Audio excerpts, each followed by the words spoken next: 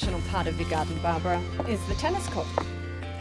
Yeah, a lot of people will see that this is about play, and it is, but it's actually multifunctional.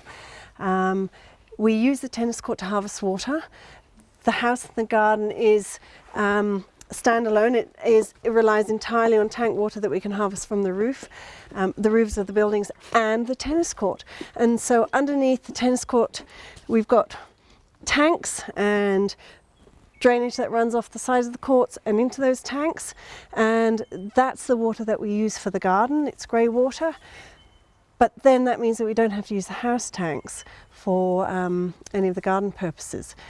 But it's also functional because we've put in a tennis court. Gardens are about play and about ease, and so it's a question of how do we draw people into a garden.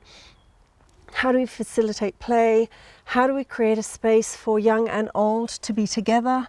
And so it is an open space where many other games are played, and where we have a marquee for parties and weddings, where skateboards are run up and down. And so it is functional. It draws young and old out.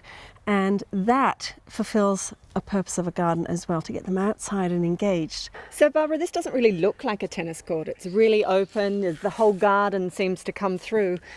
Where are the tall fences?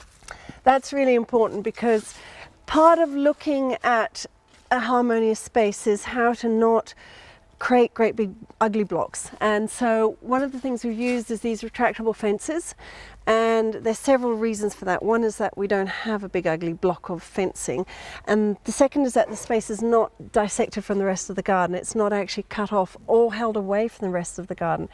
We don't block out the views and the vistas moving through the garden, but also it protects the wildlife. We don't get birds flying through it or possums climbing through it. The fauna, the birds and the beasts, have their place, and we need to respect that and understand it, and whatever we do within the garden that might change that environment, we need to minimise the impact of it. So that's just another way of doing so.